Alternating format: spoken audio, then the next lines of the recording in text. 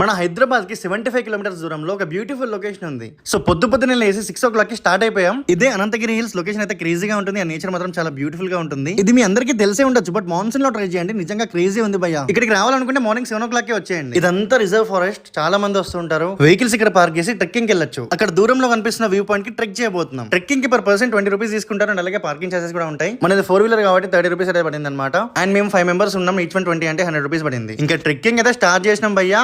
కొంచెం దూరంలో అలసిపోయారు మన వాళ్ళు. ఈ మధ్య వర్షాలు పడుతున్నాయి కాబట్టి స్లిప్ అయితే ఉంటుంది, చూసుకోవాలి. మేమైతే నిజంగా చాలా అలసిపోయాం బ్రో. కింద మీద పడి లాస్ట్ కి అయితే ఫైనల్ డెస్టినేషన్ కి అయితే రీచ్ అయిపోయాం. అండ్ మా అందరి మైండ్ లో ఒకటే డైలాగ్ రన్ అవుతుంది, తిరుపతిలో వెంకటేశ్వర స్వామి చూసినప్పుడు కూడా ఇంత ఆనందం కలగలేదురా. ఇదే వాచ్ టవర్ అనమాట. పైనకి ఎక్కేయడమే ఇంకా. పదండి. లిటరలీ గైస్, ఈ రోజు వీకెండ్ కాదు కాబట్టి బతికిపోయాం. నిజంగా చాలా ప్రశాంతంగా ఉంది ఇక్కడ. నేచర్ లవర్స్ అయితే ఎంజాయ్ చేయొచ్చు, ఎందుకంటే ఇలా ఫారెస్ట్ లో నుంచి పికాక్స్ అలా అరుస్తా ఉన్నాయి. మన 360 degrees మొత్తం గ్రీనరీ ఉంటుంది. దీనికంటే ఇంకేం కావాలి చెప్పండి. మేమైతే చాలా బాగా ఎంజాయ్ చేసాం. కానీ దిగేటప్పుడే తోలు తీరిపోయింది. కానీ ఎక్స్పీరియన్స్